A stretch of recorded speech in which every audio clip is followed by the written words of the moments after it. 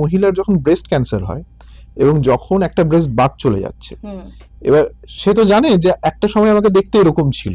এই জিনিসগুলো আমাদের দেখতে হবে যে মানুষটা যে এই ক্যান্সার আক্রান্ত হয়েছেন তার কোথায় কোথায় এই অবসাদগুলো হতে পারে। তো তার যে শারীরিক অবস্থা, হয়তো পুরুষটা শারীরিকভাবে অক্ষম হয়ে গেল বা মহিলাটিকে সে আর সেই পজিশনে নেই। আমাদের কিছু কিছু জিনিস দেখতে হবে যেখানে পেশেন্ট কি নিজে জানার জন্য রেডি কিনা। মানে এইসব ক্ষেত্রে তো একটা শিশু খুব ভালনারেবল পজিশনে থাকে, ঈশ্বর না করুন কারো হোক, কিন্তু ধরে নিন এরকম ডায়াগনোসিস হলো, ফ্যামিলি মেম্বার্স নিজেদেরও খেয়াল রাখাটা খুব প্রয়োজন। কারণ কি তারা হচ্ছে ওই রথের যে রথটা টানে, তারা হচ্ছে সেরকম মানুষ যারা ওই পুরো যুদ্ধটাকে টেনে নিয়ে যাবে। কথায় আমরা কথা দিয়েছিলাম যে শুধুমাত্র রাজনৈতিক, সিনেমা বা খেলার মানুষ নয়, তার বাইরেও এই সমাজের বিভিন্ন স্তরে বিভিন্ন পেশার সঙ্গে যুক্ত নানান মানুষকে আমরা তুলে আনবো আপনাদের সামনে। আজকে আমরা কথা বলবো এমন একটা বিষয় নিয়ে যা আমাদের সমাজে প্রতিনিয়ত ঘটে চলেছে, আমাদের অনেকের বাড়িতেই সেই রকম ঘটনা ঘটে, এবং তার কারণে যেমন আমরাও মানসিকভাবে বিপর্যস্ত হয়ে পড়ি, তেমন যে মানুষটিকে নিয়ে আমরা এত চিন্তা করি বা যাদেরকে আমরা ভালোবাসি তারাও মানসিকভাবে বিপর্যস্ত হয়ে পড়েন। বিষয়টা হলো ক্যান্সার।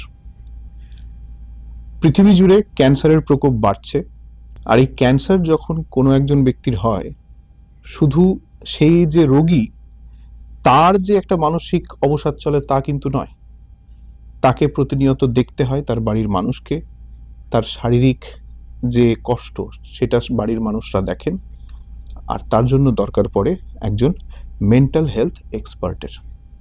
সেখানেই চলে আসে সাইকো অঙ্কোলজি। বিষয়টি উত্তর পূর্ব ভারতে এখনো অতটা শোনা যায়নি, কিন্তু এই বিষয়টাও খুবই একটা গুরুত্বপূর্ণ ব্যাপার। আর সেই কারণেই আজকে আমাদের গেস্ট কলকাতার সাইকো অঙ্কোলজিস্ট রাজনন্দিনী ঘোষ। আপনাকে অনেক অনেক স্বাগত। আমাদের আজকের আলোচনায় আমরা যে বিষয়গুলোতে মূল আলোকপাত করব তার প্রথমেই যেটা আসবে সেটা হলো একজন ক্যান্সার পেশেন্ট যখন আপনার কাছে আসে তখন তার সবচেয়ে আগে কোন মানসিক দিকগুলো আপনাদের দেখতে হয়?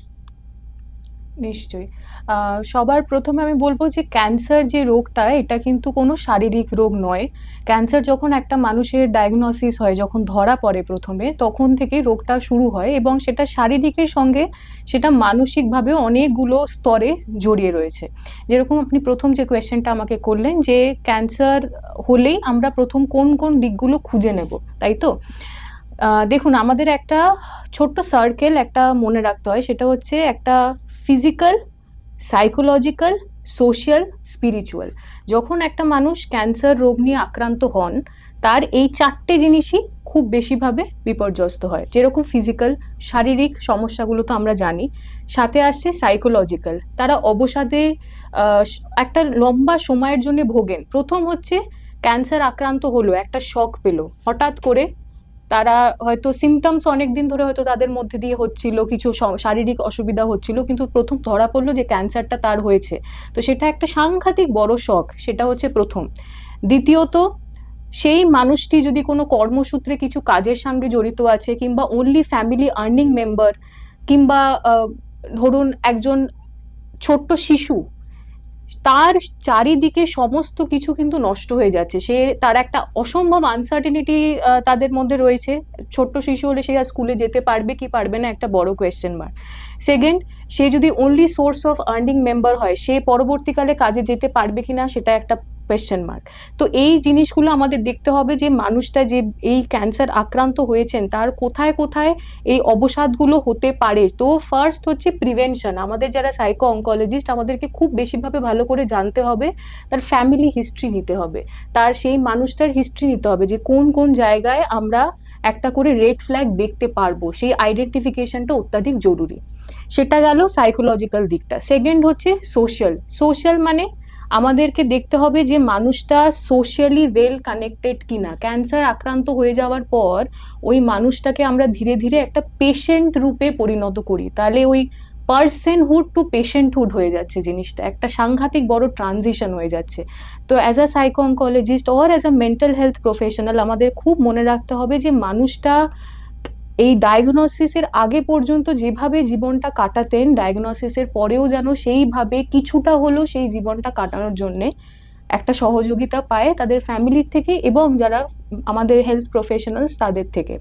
আর একটা হচ্ছে স্পিরিচুয়াল। ধরুন একটা খুব বড় প্রশ্ন যেটা আমাদের সবার মনে হয়তো আসবে যখনই আমাদের শরীর খারাপ হয়, আমাদের প্রথম প্রশ্ন হয় কেন আমারই কেন এই শরীরটা খারাপ হলো, আমি তো কিছু করিনি। তো এটা একটা বড় জায়গা, সেটা হচ্ছে স্পিরিচুয়াল ডিস্ট্রেসের জায়গা।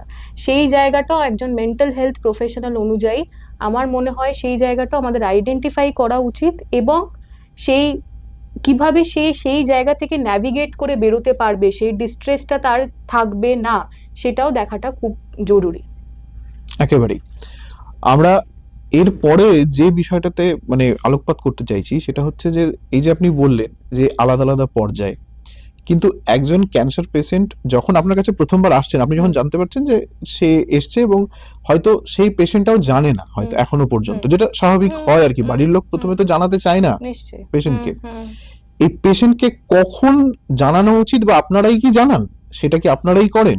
ভালো একটা প্রশ্ন বলেছেন। দেখুন, এইটা যেটা বললেন যে বাড়ির লোক হয়তো জানাতে চাইছে না বা পেশেন্ট জানে না, সেইটাকে আমরা আমাদের টার্মিনোলজিতে বলে থাকি কলিউশন। ঠিক আছে? সেটা একরকম ভাবে বাড়ির লোকের ওপর থেকেই আসে, কারণ তাদের প্রোটেক্টিভ নেচার থেকে তারা চায় যাতে তাদের ভালোবাসার মানুষ এটা জেনে ভেঙে না পড়ে, তাই তো? একদমই তাই। এটা একজন সাইকো অনকোলজিস্টেরই কাজ, ব্রেকিং দ্য ব্যাড নিউজ বলে থাকি। এটার জন্য নানা রকম মডেল আমরা ইউজ করে থাকি। ঠিক আছে? যারা ট্রেন্ড প্রফেশনাল তারা সেই মডেলের মাধ্যমে ব্যাড নিউজটাকে জানানো হয়। এবার আমাদের কিছু কিছু জিনিস দেখতে হবে, যেখানে পেশেন্ট কি নিজে জানার জন্য রেডি কি না। কিছু কিছু পেশেন্ট ডিনাইলে থাকে, সেই মুহূর্তে আমাদের জানানোটা এথিক্যালি ইজ নট রাইট। তাহলে পেশেন্টকে আমরা হয়তো আরো ওই ডিপ্রেশনের দিকে ঠেলে দিচ্ছি। তো একটা অ্যাপ্রোপ্রিয়েট টাইমে আমাদেরকে পেশেন্টকে জানাতে হবে, নাম্বার 1। নাম্বার 2, ফ্যামিলি কনসেন্ট থাকাটা খুবই জরুরি। যদি দেখি যে ফ্যামিলি চাইছে না জানাতে, কিন্তু একজন হেলথ প্রফেশনাল বারবার বলছে যে জানানো উচিত, সেটা আমাদের করলে হবে না। আমাদের একটা মিউচুয়াল পয়েন্ট অফ এগ্রিমেন্টে আসতে হবে, যেখানে ফ্যামিলিও কোথাও গিয়ে আমাদেরকে সেই কনসেন্টটা দেবে এবং পেশেন্টও সেটা শোনার জন্য রেডি হবে। অ্যাট দ্য সেম টাইম আমাদেরকে এটাও মাথায় রাখতে হয়, দ্যাট ইজ পেশেন্ট অটোনমি, কারণ কি patient right is the ultimate right, তাই ঠিক তো? কথা, হ্যাঁ। তো ওই পেশেন্ট অটোনমিটাও আমাদেরকে মাথায় রাখতে হবে। তো সব কিছু নিয়ে এই ব্রেকিং দ্য ব্যাড নিউজ এই প্রসেসটা করা হয়, এবং আমাদের সাথে যে প্রাইমারি কনসালটেন্ট, যিনি অনকোলজিস্ট পেশেন্টকে ট্রিট করবেন, তিনিও সেই সেশনে থাকেন। কিন্তু এখানে আরেকটা বিষয় জানতে চাইবো যে আমরা অনেক সময় দেখি যে মানে যিনি পেশেন্ট আগে, এখন ব্যাপারটা একটা মানে পরিবর্তন হয়ে গেছে, কারণ এখন সব একজন গ্রামের মানুষও অঙ্কোলজি বা এই সম্পর্কে এই মানে টার্মিনোলজি সম্পর্কে সে ওয়াকিবহাল। ফলে অঙ্কোলজি ডিপার্টমেন্টে আমি যাচ্ছি মানে আমার এই রোগটাই হয়েছে। কিন্তু এই যে একজন পেশেন্ট যাকে বাড়িতে বলা হলো না, সে প্রথমবার এলো এবং দেখছে তার চিকিৎসা অঙ্কোলজি ডিপার্টমেন্টে হচ্ছে, সে কিন্তু জানতে মানে সে বুঝে গেল যে আমার ক্যান্সার হয়েছে, তখন আপনারা কিভাবে সাপোর্ট দেন সেই জায়গায়? সে তো নিশ্চয়ই প্যানিক করে। হ্যাঁ, ডেফিনেটলি। দেখুন, আমাদেরকে প্রথমত পেশেন্টকে অনেকটা সময় দিতে হবে জিনিসটা অ্যাকসেপ্ট করার জন্য। যতক্ষণ না প্রসেসটা সে অ্যাকসেপ্ট করবে, সে প্রসেস মানে ইমোশনাল প্রসেসিংটা তার শুরু হবে না। কুবলার রস একজন সাইকিয়াট্রিস্ট আছেন, আমেরিকান সাইকিয়াট্রিস্ট। উনি বলে গেছেন যে দেয়ার আর 5 স্টেজেস অফ গ্রিফ। গ্রিফ কিন্তু শুধু একজন মানুষ মারা গেলে হয় না। আমার যদি একটা ছোট্ট পেন হারিয়ে যায়, সেটা থেকে আমার দুঃখ হতে পারে। গ্রিফ মানে কি? দুঃখ। ঠিক কথা। তাহলে দেয়ার আর 5 স্টেজেস। প্রথম স্টেজ হচ্ছে ডিনায়াল। পেশেন্টটা যদি ডিনায়ালে থাকে, পেশেন্টটা কিছুতেই মানতে চাইবে না তার ক্যান্সার হয়েছে, সে কিন্তু ডিনায়ালেই থাকবে। তারপর হচ্ছে অ্যাঙ্গার, তার রাগ হবে যে আমার সাথেই কেন হলো, আমি তো ঠিক ছিলাম, হয়তো তার কোনো হ্যাবিটও ছিল না, কোনো ইউসেজ ছিল না, কোনো টোব্যাকো ইউজ ছিল না, তাহলে আমি কেন। তারপর হচ্ছে বার্গেনিং, একবার করে সে চেষ্টা করবে যে অ্যাকসেপ্ট করার, আবার সে ওই জায়গা থেকে ছড়িয়ে যাবে।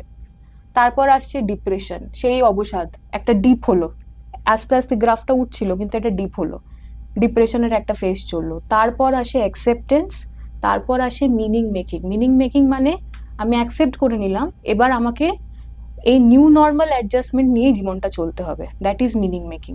তো এই প্রসেসটা কিন্তু আমরা কোনো টাইম ফ্রেম দিয়ে বেঁধে রাখতে পারবো না। একটা মানুষের ডিনায়াল থেকে অ্যাঙ্গারে যেতে হয়তো 1 মাস লাগতে পারে, কারোর হয়তো 6 মাস লাগতে পারে, কারোর 1 বছরও লাগতে পারে। And as a psycho oncologist, as a mental health professional আমাদের এনশিওর করতে হবে যে এই পুরো প্রসেসটায় আমরা তাদেরকে ভ্যালিডেট করি। কিচ্ছু বেশি কিছু করতে হয় না, তাদেরকে শুনতে হয়, তাদেরকে বলার একটা জায়গা দিতে হয়। তাহলে সে যদি প্রথমে প্যানিক করে, সেই প্যানিকটা করা কিন্তু খুব নর্মাল। মানে আমি যদি ওনার জায়গায় যে নিজেকে বোঝাই, আমার হঠাৎ করে একটা ডায়াগনোসিস হলো, আমি কি একেবারে মেনে নেবো? না, একদমই না। তো আমাদেরকে সেগুলোকে ভ্যালিডেট করাটা খুব জরুরি। সে যেই স্টেজেই আসুক না কেন, সে যদি খুব রেগে আমার সাথেও কথা বলে, এরকম প্রচুর পেশেন্ট আমি দেখেছি, এতই তারা রেগে থাকে, আমাদের হয়তো খুব বাজেভাবে কথা বলে যে কথা বলবো না, সরে যান, এই করুন, সেটাও কিন্তু আমাদেরকে অ্যাকসেপ্ট করতে হবে, কারণ কি আমাদের কাজটাই সেটা। তাদের কারণ পাশে। একজনের হ্যাঁ। আমি এটা খুব কাছ থেকে কিছু জনকে দেখেছি যাদের এরকম ক্যান্সার হয়েছিল এবং হুম। তারপরে তারা মারাও গেছেন। হুম। এমনকি আমার একটা ক্লোজ রিলেটিভেরও এরকম আমি দেখেছি। তো ক্যান্সারে যেটা আমি মানে যদি ক্যান্সারটা ইন্টারনাল হয় তাহলে তো কষ্টটা অন্যরকম হয়, কিন্তু আরো একটা আমি মানে এই ব্যাপারে বলবো যে একজন মহিলার যখন ব্রেস্ট ক্যান্সার হয় এবং যখন একটা ব্রেস্ট বাদ চলে যাচ্ছে, এবার সে তো জানে যে একটা সময় আমাকে দেখতে এরকম ছিল। একটা মেয়ের তার যে শারীরিক গঠন, সে নিজেকে প্রত্যেকদিন আয়নাতে দেখতো, তারপরে সে দেখছে যে তার একদিকটা নেই, সেইটাও তো সে মানসিকভাবে তার ডিপ্রেশনের কারণ হয়। ডেফিনেটলি এটাকে আমরা বলে থাকি বডি ইমেজ কনসার্ন। এটা শুধু মহিলাদের ব্রেস্ট ক্যান্সার হলে নয়, এটা কিন্তু male cancer, oral and neck cancer, যাদের হয়তো এই জায়গাটা, এই চোয়ালের জায়গাটা হয়তো নেই, বা ফ্ল্যাপ অপারেশন হয়েছে, তাদের তো পুরো ফেসটা ডিস্টর্টেড হয়ে যাচ্ছে, তো সেটা একটা সাংঘাতিক। সেই বডি ইমেজ কনসার্নসকে ম্যানেজ করার জন্য আমাদের অনেক রকমের পদ্ধতি আছে, যারা ট্রেন প্রফেশনাল তারা ডেফিনেটলি সেই পদ্ধতিগুলো ইউজ করে। কিন্তু একটা কথা যেটা আমি সবাইকে বলতে চাই, দেখুন এই সমস্যাগুলো কিন্তু আমরা ফিক্স করতে পারবো না। We are there only to modify. ওনারা যাতে একটু ভালো থাকতে পারেন সেই চেষ্টাটা করতে পারবো, কিন্তু পুরোপুরি ভ্যানিশ করে দিতে পারবো না। ওনারা যে আগের স্টেটে ছিলেন সেটাও আমরা ফিরিয়ে নিতে পারবো না, তাই না? কারণ কি এই যে রোগটা সবাই আমরা জানি, this is a life limiting illness. কিছু কিছু ক্ষেত্রে সেটা হয়তো ভালো পজিটিভ একটা ট্রিটমেন্ট রেসপন্স আসে, কিছু কিছু ক্ষেত্রে আসে না। কারো কেউ যদি অ্যাডভান্স স্টেজে যদি তার ধরা পড়ে, সেই ক্ষেত্রে সেটা অনেকটা কম ওই পজিটিভ রেসপন্স অফ ট্রিটমেন্টটা আসার জন্যে। তো আমরা কিছু চেঞ্জ করতে পারবো না, but we can modify, we can support and we can help that patient to actually lead their life যতটা ভালোভাবে সম্ভব। তো বডি ইমেজ কনসার্নস হলে হ্যাঁ, ওটা একটা বড় রেড ফ্ল্যাগ। অনেকে বডি ইমেজ কনসার্নস নিয়েও কিন্তু সুইসাইডের দিকেও এগোতে পারে, মানে এক্সটেন্টটা এতটাই বেশি হয়ে যেতে পারে। বা অনেক সময় আমরা দেখি marital conflicts because of body image. একটা নিউলি কাপল বিয়ে হয়েছে, তারপরে একজনের একটা স্পাউসের হয়তো ধরা পড়লো যে ইজ ডায়াগনোসড উইথ ক্যান্সার। তো সেই জিনিসগুলোকে করার জন্য ডেফিনেটলি একজন মেন্টাল হেলথ প্রফেশনাল খুব দরকার, অ্যান্ড এই অ্যাওয়ারনেসটা হওয়াটা খুব প্রয়োজন। আমরা যদি দেখি যে ক্যান্সার মানে কিন্তু লোকে ফার্স্ট একজন অনকোলজিস্ট কাছে ছুটবে, অ্যান্ড দ্যাট ইজ প্রাইমারি, সেটা হওয়াটাও উচিত। কিন্তু at the same time there should be a person who is navigating through the journey. একজন মেন্টাল হেলথ প্রফেশনালের খুব প্রয়োজন, যারা হয়তো পুরো জার্নি দিয়ে পেশেন্টের ফ্যামিলিকে ন্যাভিগেট করাতে পারবে। তো আপনি যেটা বলছিলেন যে যখন এই ধরনের পেশেন্ট আপনাদের কাছে আসে, তো প্রথমে এই ডিনায়াল পজিশনে থাকে, এবার তারপরে আপনারা তাকে ব্রেক করলেন খবরটা। এইবার একটা তো তার সময় লাগে যে মানে আমি জানি যে আমি আর বেশি দিন বাঁচবো না। এবার সেই জায়গা থেকে তার একটা এক একজন মানুষের রিপারকেশন এক এক রকম হয়। কেউ হয়তো তার বাড়ির লোককে খুব ভালোবাসে, সে হয়তো ইমোশনাল ব্রেকডাউন করে, কেউ হয়তো আবার অ্যাঙ্গার তার ইস্যু হয়ে যায়। তো সেই ক্ষেত্রে বাড়ির লোককে প্রথম আপনারা কি বলেন এক্ষেত্রে? আচ্ছা, ফার্স্ট আমি যেটা বলবো, আপনি বললেন যে ক্যান্সার হলে মানে সে একটা তার মাথায় একটা ফার্স্ট চিন্তা আসবে যে আমি মরে যাব। সেটা অনেক ক্ষেত্রে নাও হতে পারে। সে অনেক সময় ক্ষেত্রে তো হ্যাঁ, কারণ কি আমাদের ক্যান্সারটা সবসময় একটা নেগেটিভ কোনোটেশন হয় যে ক্যান্সার মানে ডেথ। কিন্তু কিছু কিছু ক্ষেত্রে যদি একটা পেশেন্ট ভালো প্রগনোসিস নিয়ে আসে, তাহলে সেই পেশেন্টটা অনেকদিন বাঁচবে। সেই ক্ষেত্রে তার দুঃখটা অন্যরকম হতে পারে। যে একটা ক্যান্সার হলে কি আমি তো অনেক জায়গা থেকে আমাকে বেঁধে দেওয়া হচ্ছে, আমি তো আর আগের মতন জীবনটা যাপন করতে পারছি না, তার দুঃখটা হয়তো ওরকম হবে। কিন্তু হ্যাঁ, একটা পেশেন্ট যদি অ্যাডভান্স স্টেজ ডিজিজ নিয়ে আসে, যেখানে হয়তো ডক্টর বলেই দিয়েছেন সে আর তার আর কিছু মাস আছে, সে কিছু মাস বাঁচবে, তখন একটা ইমোশনাল ব্রেকডাউন হতে পারে, অ্যাঙ্গার হতে পারে। বাড়ির লোককে আমাদের ফার্স্ট কাজ হচ্ছে বাড়ির লোকের মনের অবস্থাটাও বোঝা, তাদের একটা সেপারেট কাউন্সেলিং সেশন করা, এবং একটা মিউচুয়াল পয়েন্টে আসা যে বাড়ির লোক এই পেশেন্টের সাইকোলজিক্যাল দিক থেকে খেয়ালটা কিরকম রাখতে পারবে। ঠিক আছে? আর একটা জিনিস, আমরা অনেকটা ফোকাস করি আনফুলফিলড বিজনেসের ওপর। যেরকম একটা পেশেন্টের যদি তার হাতে যদি এরকম সময় দেওয়া হয়, যদি একজন ডক্টর বলে দেন যে 6 মাস বা 1 বছর বাঁচবেন, আমরা বাড়ির লোককে অনেকটা বেশি জোর দিয়ে বলি যে পেশেন্টের যদি এরকম কোনো মনের ইচ্ছা থাকে বা কিছু করার থাকে, সেইগুলোর ওপর কনসেন্ট্রেট করতে। অনেক সময় পেশেন্টরাও নিজেরাও মনের ইচ্ছা প্রকাশ করে। আমি এরকমও দেখেছি আমার আগের সেট আপে, যেখানে পেশেন্টের কাছে বেশি মাস সময় নেই, হয়তো 2 মাস সময় আছে, আমরা সেটা বাড়ির লোককে জানিয়েছি এবং পেশেন্টও বুঝতে পারছে, কারণ কি কন্ডিশন তো ডিটোরিয়েট করে, সেটা তো সে বুঝবেই। তো পেশেন্ট বলেছে আমি আমার ছেলের বিয়েটা দেখে যেতে চাই। আমরা হয়তো ওরকম ধুমধাম করে বিয়ের অ্যারেঞ্জমেন্ট করতে পারিনি, বাট উইথ ফ্যামিলিজ কনসেন্ট একটা ঠিক পেশেন্টের বেডের সাইডেই কিন্তু বিয়েটা হয়েছিল। আচ্ছা, তো that is an different kind of satisfaction যেটা পেশেন্ট পেয়েছে। আর আনফর্চুনেটলি পেশেন্টটা ঠিক বিয়ের পরের দিনই মারা যান। তো আমরা বুঝতে পারছি যে ছোট ছোট জিনিসগুলো ইট ম্যাটার্স আ লট। কিছুই না, হয়তো ছোট্ট একটা জিনিস যেটা উনি বলেছেন, হয়তো আইসক্রিম খেতে চেয়েছেন, সেটা আমরা দিলাম। তো আমাদের ফ্যামিলিকে সাইকো এডুকেট করতে হবে যে উনি এখন যেটা চাইছেন, যেরম ভাবে চাইছেন, সেরকম ভাবে আমাদের সাধ্য মতন আমাদের করা প্রয়োজন। At the same time family members নিজেদেরও খেয়াল রাখাটা খুব প্রয়োজন, কারণ কি তারা হচ্ছে ওই রথের যে রথটা টানে, তারা হচ্ছে সেরকম মানুষ যারা ওই পুরো যুদ্ধটাকে টেনে নিয়ে যাবে, তাই না? এক্ষেত্রে আরেকটা মানে প্রশ্ন আমার মনে আসছে, সেটা হচ্ছে যে এখন তো মানে এখন কেন কোনোদিনই ক্যান্সার তো কোনো বয়সের সঙ্গে ব্যাপার না। থাকে না, হুম। এবং একেবারে নবদম্পতি বা নবদম্পতি না হলেও বিয়ের হয়তো 10 বছর হয়েছে, হুম। এবার তাদের দুজনেরই সেক্সুয়াল লাইফ অ্যাক্টিভ, হুম। স্বামী স্ত্রী দুজনেই এতদিন ভালো ছিলেন, হুম। এবার এক্ষেত্রে স্ত্রীর বা স্বামীর কোনো একজনের ক্যান্সার ডিটেকশন হলো। এবার সেই ক্যান্সার ডিটেকশন যখন হলো, সেই সময়ে তার যে শারীরিক অবস্থা, হয়তো পুরুষটা শারীরিকভাবে অক্ষম হয়ে গেল বা মহিলাটিকে সে আর সেই পজিশনে নেই যে সে তার সঙ্গে ফিজিক্যাল রিলেশন রাখতে পারে। এক্ষেত্রেও তো দুজনের মধ্যে একটা মানে চলে আসে আর কি, অ্যাঙ্গার ইস্যু আসে বা অন্য ধরনের সমস্যাও আসতে পারে, সেক্ষেত্রে কি করবে? আচ্ছা, দেখুন, এটা কাপল টু কাপল ভ্যারি করে। কিছু কিছু কাপলের দেখি আমরা যে ডায়াগনোসিসের পর হয়তো বিয়েটাই টিকলো না, সেটা আমাদের হাতে নেই। কিছু কিছু কাপলের যদি সেই ইচ্ছাটা থাকে যে আমার স্পাউসের এই অক্ষমতা থাকা সত্ত্বেও আমি বিয়েটাকে টিকিয়ে রাখবো, তখন আমাদের কিছু কিছু কনসেপ্টস মাথায় রাখতে হয়, যেরকম ইন্টিমেসি অ্যান্ড রোম্যান্স। দেখুন, একটা বিয়েতে অনলি অ্যাক্টিভ সেক্সুয়াল যদি একটা রিলেশনশিপ থাকে, যে তার মানে বিয়েটা যে ভালো আছে এরকম কিন্তু নয়। আমাদের ওই টাইমে যদি এরকম অক্ষমতা কোনো একজন স্পাউসের হয়ে থাকে, then we have to focus on intimacy. Sexual রিলেশনশিপের থেকেও বেশি ইন্টিমেসিটা কিরকম হতে পারে, দুজন মিলে 30 মিনিট যদি একটা সিনেমা দেখে, that can also be called intimacy, তাই না? কিছুই না, যদি হাত ধরে বসে থাকে, সেটাও কিন্তু ভালোবাসার এক রূপ। তো ওই জায়গাগুলোতে আমাদের অনেকটা কাজ করতে হয়। Also dignity therapy. Dignity therapy মানে সে তার জীবনে যত রকমের কাজ করেছে সেগুলোকে একটা কোলাজ করে, ছবি করে বাঁধিয়ে রাখা, মেমোরিজ ক্রিয়েট করা, শেষ অবধি এই ছোট ছোট জিনিসগুলো আমাদের ওই টাইমটায় খুব হেল্প করে। হয়তো সে সেক্সুয়ালি অ্যাক্টিভ হতে পারবে না, সেটা আমাদের হাতে নেই, সেটা ডিজিজ ইনডিউসড, সেটা আমরাও ঠিক করতে পারবো না, হয়তো ডাক্তাররাও কোনো ক্ষেত্রে ঠিক করতে পারবে না। তো সেই ক্ষেত্রে এই ছোট ছোট থেরাপিগুলোর খুব প্রয়োজনীয়তা আছে এবং সেগুলো করে আমরা ভালো রেজাল্ট পেয়েছি। এবং কিছু কিছু ডিজিজ, দেখুন, আবার একটা এখানে স্টিরিওটিপিক্যাল বা একটা মিথ থাকতে পারে যে ক্যান্সার হওয়া মানে the person cannot be sexually active anymore. সেটা কিন্তু অনেক সময় নাও হতে পারে। তখন একজন সেক্সোলজিস্টের referral is very much needed. উনি যে হেল্প করবেন, গাইড করবেন যে কিরম প্র্যাকটিস করলে সে রিলেশনশিপটা বেটার হতে পারে। কিন্তু অক্ষমতার জায়গায় গেলে আমরা এই ছোট ছোট অ্যাসপেক্টগুলো দেখতে পারি, যেখানে একটা সাইকোলজিক্যাল স্যাটিসফ্যাকশন দুজনের মধ্যে থাকবে। না, ধরে নিন অক্ষমতা হলো না শারীরিকভাবে, কিন্তু ধরে নিন তার যদি ক্যান্সারটা আউটার হয়, এবার সেক্ষেত্রে তো সামনের মানুষটাকে দেখে, যেহেতু রোগটা তো আর আপন নয়, মানুষটা আপন, কিন্তু সেইটাকে না ঘৃণা করে সেই কাছের মানুষটাকে কাছেই রাখা, সেটাও তো একটা টাস্ক। হ্যাঁ, সেটা ডেফিনেটলি একটা টাস্ক। এবার সেটা কমপ্লিটলি আমাদের দেখতে হয় যে দুজন কাপল দুজনের জন্য কতটা অ্যাকসেপ্টেবল নেচারে থাকে, তারা কতটা নিজেদেরকে অ্যাকসেপ্ট করতে পারছে সেই ফ্লস গুলো নিয়ে।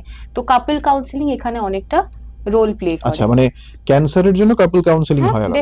ডেফিনেটলি। যদি আমরা দেখি যে সমস্যাটা শুধু দুজনের মধ্যে, হাজবেন্ড এবং ওয়াইফের মধ্যে, ফর এক্সাম্পল ধরুন হাজবেন্ডের ক্যান্সার হয়েছে এবং সমস্যাটা এই রিলেশনশিপ সমস্যায় দুজনের মধ্যে, তো ডেফিনেটলি তখন আমাদের কাপল কাউন্সিলিংটা ইন্ট্রোডিউস করাটা, বা মহিলাটির সার্ভিক্যাল ক্যান্সার বা এই ধরনের যদি হয়, তখন কাপল কাউন্সিলিংটা ইন্ট্রোডিউস করাটা প্রয়োজন। আরেকটা এই ক্ষেত্রে প্রশ্ন, যে একটা শিশু, হুম মানে এইসব ক্ষেত্রে তো একটা শিশু খুব ভালনারেবল পজিশনে থাকে, ঈশ্বর না করুন কারো হোক, হুম কিন্তু ধরে নিন এরকম ডায়াগনোসিস হলো, সে তো সমাজ তার এই সম্পর্কেই তার কোনো ধারণা নেই। ধারণা নেই।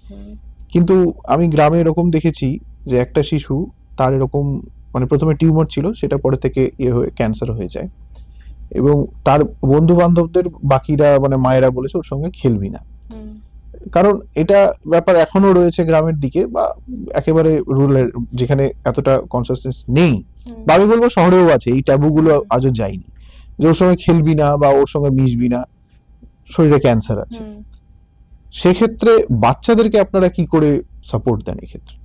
দেখুন, চাইল্ড সাইকোলজিটা একটা পুরো অন্য রকমের একটা জিনিস। আমরা একজন অ্যাডাল্ট পার্সনকে যেভাবে কাউন্সেলিং করব, আমরা একজন বাচ্চাকে ওইভাবে কাউন্সেলিং করতে পারবো না। আমাদের প্রথম যেটা করতে হবে, বাচ্চাটা কিভাবে জিনিসগুলো বুঝছে সেটাকে বুঝতে হবে।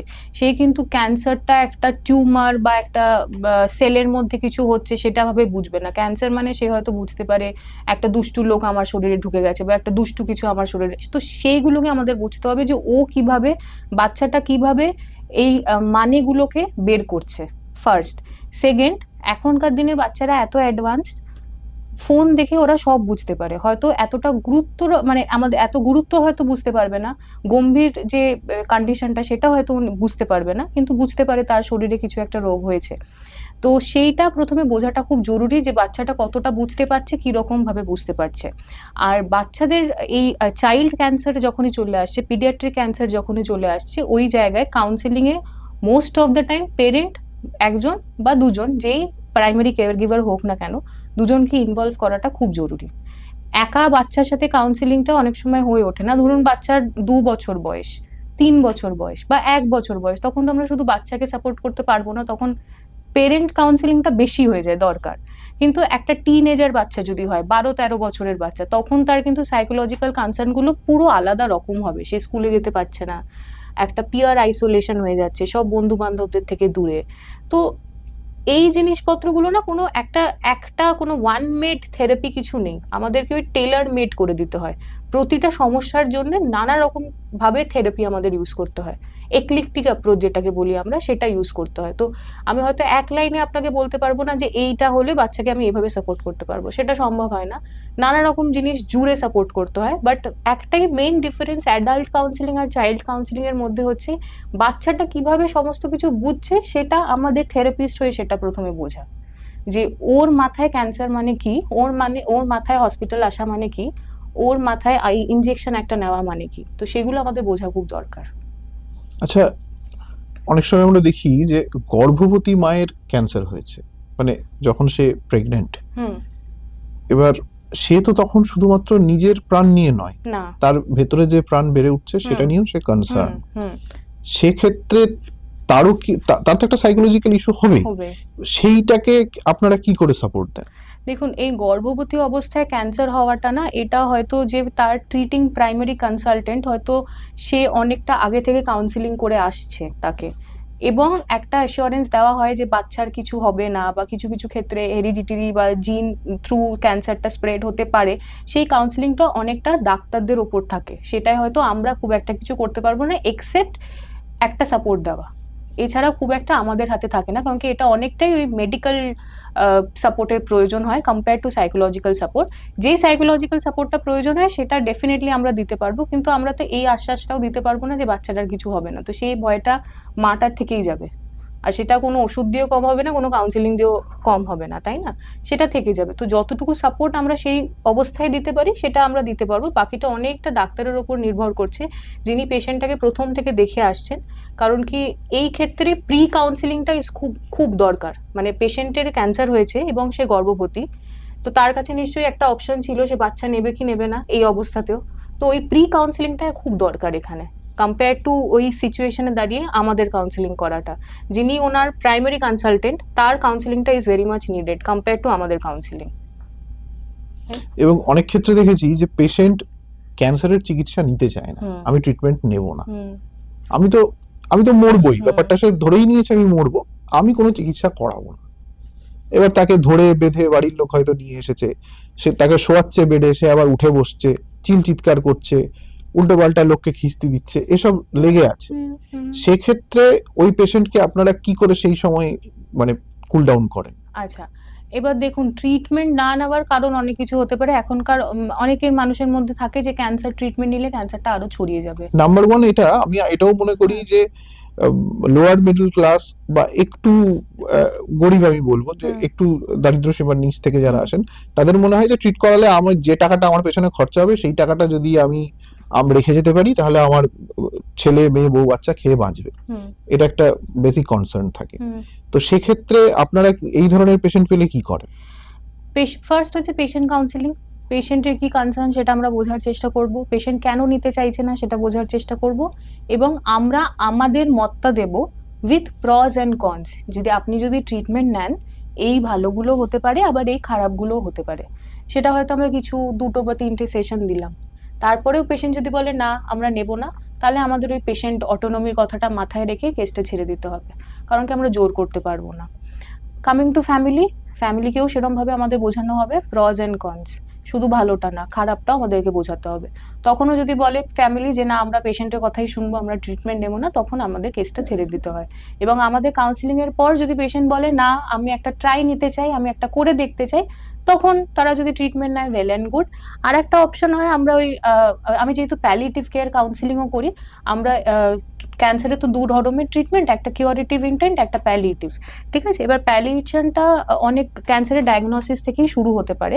কিন্তু ধরুন একটা পেশেন্ট যে অ্যাডভান্স স্টেজে এসেছে, সে কিমো নিতে চায় না, রেডিয়েশন নিতে চায় না, সে বলছে আমি যতদিন বাঁচবো আমি ভালো করে বাঁচতে চাই, তখন তাদেরকে সাইকো এডুকেট করা যে প্যালিয়েটিভ কেয়ার কি বা এন্ড অফ লাইফ কেয়ার ট্রিটমেন্টটা কি, সেইভাবে সাইকো এডুকেট করে তাকে বোঝানো যে আপনি যদি কিমো বা রেডিয়েশন বা এরকম কিউরেটিভ ইন্টেন্টের কিছু ট্রিটমেন্ট না নিতে চান, আপনি একটা প্যালিয়েটিভ ট্রিটমেন্ট নিতে পারেন। সেখানে হয়তো আপনাকে কিমো বা রেডিয়েশন ওরকম হাই ডোজে দেওয়া হবে না, বাট সেখানে আমরা কোয়ালিটি অফ কেয়ারটা আপনার এনশিওর করবো। আপনি যতদিন আছেন আপনি ডিগনিফাইড ওয়েতে ভালো থাকবেন।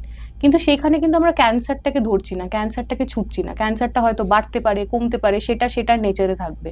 কিন্তু আপনার যাতে ওই আপনি যখন চাইছেন না কেমো রেডিয়েশনটা নিতে, তাহলে আপনার যতদিন ধরুন বাঁচলো সেটা আপনি সিমটোমেটিক্যালি ম্যানেজ হয়ে বাঁচবেন। ধরুন জ্বর, সর্দি, কাশি, পেটে ব্যথা, এই জিনিসগুলো আমরা কম করে আপনাকে ভালো রাখতে পারবো। এটা আর একটা অপশন দেওয়া হয়, কারণ কি অনেকেই জানে না হয়তো সেই, কিন্তু এইটা আবার যে কনসালটেন্ট, যে মেডিকেল কনসালটেন্ট, যে অনকোলজিস্ট, তার দায়িত্ব এই ইনসাইটটা তাদেরকে দেওয়া। আবার আমি এরকমও দেখেছি কিছু বয়স্ক মানুষ যাদের ক্যান্সার হয়েছে, তারা প্রতিশোধ প্রবণ হয়ে যান, মানে রেভেঞ্জ নেওয়ার একটা টেন্ডেন্সি। ছোট থেকে হয়তো হয়তো 35 বছর আগে তাকে কেউ অপমান করেছিল, 15 বছর আগে তার কাছ থেকে টাকা ধার নিয়ে তাকে কেউ দেয়নি, বা তার বাড়ির লোক, তার বৌমা তাকে অনেক বছর আগে কিছু একটা বলেছিল। এবার সে যেহেতু জানে যে আমি এবার মরছি, আমার ক্যান্সার হয়ে গেছে, মৃত্যু অবধারিত, এইবার এই শোধটা আমি নিই। এইবার ওকে 4টে চিৎকার করতে শুরু করলো, লোককে অপমান করছে। এই রেভেঞ্জ টেন্ডেন্সি থেকে ওদেরকে বার করে আনেন কিভাবে আপনারা?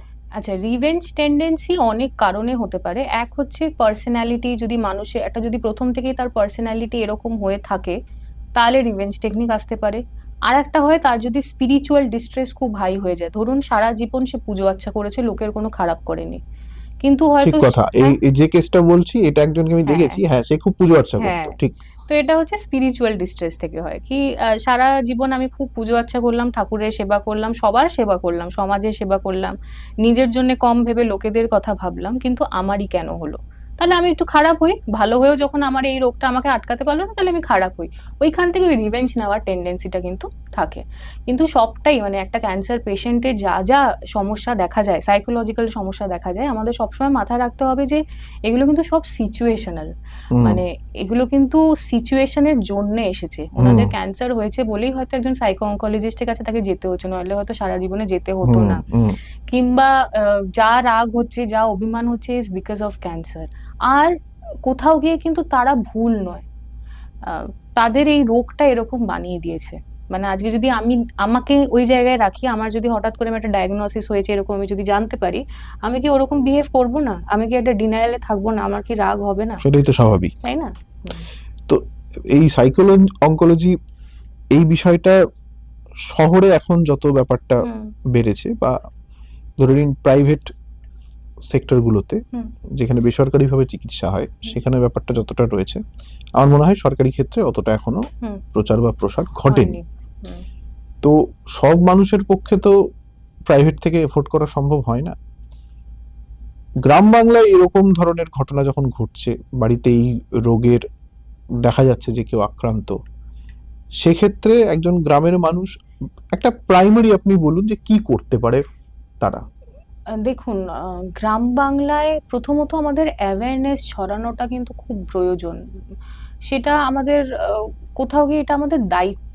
প্রয়োজনের থেকেও এটা আমাদের দায়িত্ব। যেটা আমরা জানি সেটা, সেই সার্ভিসগুলো হয়তো গ্রাম বাংলায় কিছুটা হলেও তাদেরকে জানানো উচিত। এবার কি তারা করতে পারে, আমার কাছে সত্যি উত্তর নেই, কারণ কি তারা কিছু করতে পারবে না। তাই না? একটা ওরকম মেন্টাল হেলথ প্রফেশনাল যে জিনিসটাকে ট্রেন ভাবে করতে পারবে, সেটা তারা কখনোই করতে পারবে না। এবং তাদের কাছে সেই অ্যাওয়ারনেসটাই নেই। তারা হয়তো বুঝতেই পারবে না যে এটা আস্তে আস্তে ডিপ্রেশনের দিকে এগোচ্ছে। তাদের কাছে মনে হবে যে না, ঘুমানোটা হয়তো এমনিই নরমাল। ডিপ্রেশনে আমরা কি দেখি? রাত্রিবেলা সে ঘুম হচ্ছে না, ঠিক মতন খাচ্ছে না, মন খারাপ সারাদিন। তার কাছে হয়তো সেটা ন্যাচারাল হবে। তার কাছে মনে হবে যে ঠিক আছে, এরকম তো হতেই পারে। আরো ২ দিন চালিয়ে নিই, আরো ৩ দিন চালিয়ে নিই। তো সেইটার উত্তর নেই আমার কাছে যে তারা কি করলে ভালো থাকবে। কিন্তু হ্যাঁ, নিজেদের ভালো থাকাটা আবার নিজেদের উপর, নিজেদের মাথাকে বোঝানো পজিটিভিটিটা, সেটা নিজেদের ওপর নিজেদের কাজ করে বের করতে হয়। সেটা গ্রাম বাংলার মানুষরা কিভাবে সেই ফেসিলিটিটা পারবে, সত্যিই আমার কাছে সেই উত্তরটা নেই। কিন্তু আমি বলবো আমাদের দিক থেকে আমরা যতটুকু করতে পারবো সেটা হচ্ছে অ্যাওয়ারনেস। শুধু সাইকো অনকোলজি নিয়ে অ্যাওয়ারনেস আমি বলবো না। আমি নিজে সাইকো অনকোলজিতে স্পেশালাইজ করেছি বলে হয়তো আমরা এই টপিক নিয়ে আজকে আলোচনা করছি। কিন্তু আপনি ক্যান্সার বাদ দিয়েও যদি কিডনি ডিজিজের কথা বলেন, সিকেডি, ক্রনিক কিডনি ডিজিজ, তারাও তো এই ডায়ালিসিসের মধ্যে দিয়ে বছরের পর বছর যাচ্ছে। তো তাদেরও তো মানসিক অবসাদ আসতে পারে। আমাদের অ্যাওয়ারনেসটা দরকার এটার জন্যে যে সাইকোলজি শুধুমাত্র একটা জায়গায় লিমিটেড হয়ে থাকবে না। একটা হসপিটাল সেক্টরে, একটা হেলথ সেক্টরে একটা সাইকোলজিস্টের খুব জরুরি। সেটা শুধুমাত্র ক্যান্সার রোগের জন্য না, সেটা যে কোনো রোগের জন্য। মেন্টাল হেলথটা খুব জরুরি। এই টপিকটা আমাদের অ্যাওয়ারনেস করানো উচিত। মানে যেখানে আমরা সুযোগ পাবো, যদি 4টে লোকের মধ্যে আমরা সুযোগ পাই কখনো এটা নিয়ে কথা বলার, আমাদের বলা উচিত। এবং মেন্টাল হেলথ প্রফেশনালদের তো সব থেকে বেশি ভাবে এই জিনিসটাকে ছড়ানো উচিত। তারাই পারবে জিনিসটাকে এগিয়ে নিয়ে যেতে। এখনো কিন্তু মেন্টাল হেলথ বা সাইকোলজিস্ট বা সাইকিয়াট্রিস্ট একটা ট্যাবু। এখনো কিন্তু আমাকে শুনতে হয় পেশেন্টের বাড়ির লোকের কাছে, ম্যাম আপনার কাছে আসা মানে তো একটা পাগলের ডাক্তারের কাছে আসা, তাই না?